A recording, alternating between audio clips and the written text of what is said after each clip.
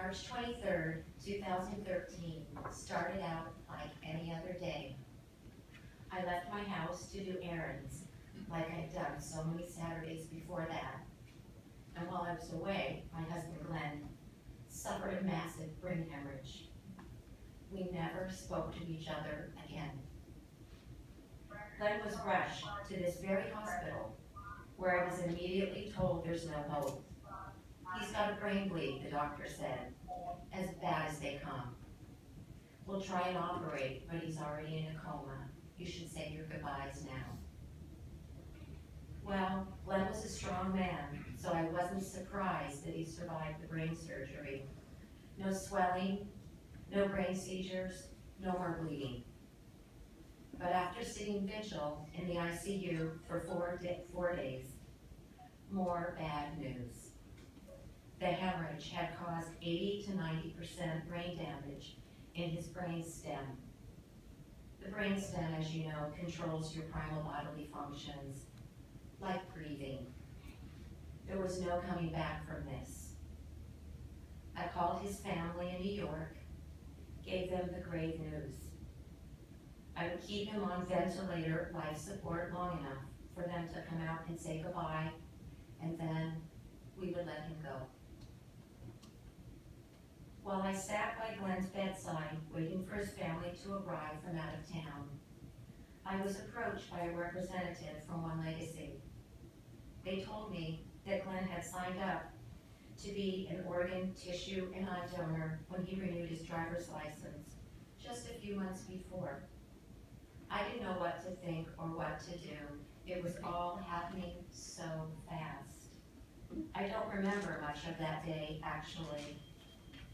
However, what I do remember is one of Glenn's nurses. Her name was Danielle. Danielle is my granddaughter's name. She was very kind and extremely compassionate. You see, Glenn was in the traumatic brain unit of the ICU. That's not a fun place to be at. But Danielle took the time to explain the donation process to me and my family.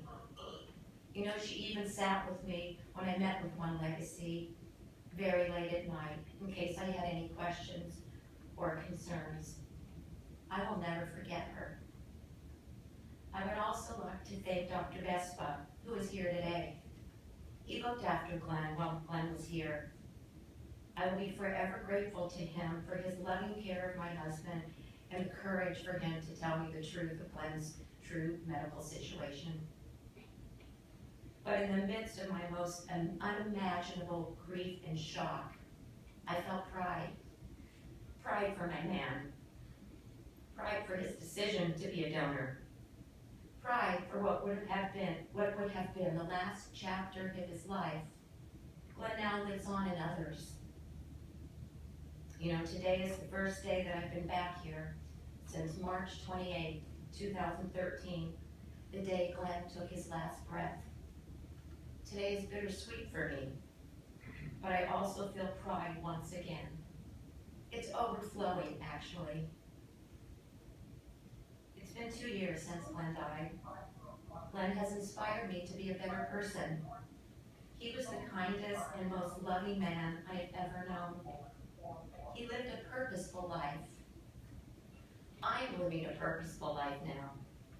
One Legacy is a part of that life. I have become an ambassador for One Legacy, where I'm able to tell Glenn's story in hopes of inspiring others to be a donor, to be a hero. I've had the honor to speak at City Council meetings during Donate Life Month. I've spoken at flag-raising ceremonies and to wonderful people like you. Thank you for what you do every day to make a difference. You know, I've been told that one tissue donor can help up to 50 people. Well, I'm proud to say that my late husband, Glenn Todd Greenberg, helped 89 people, ages 19 to 92, and I couldn't be prouder. Thank you very much.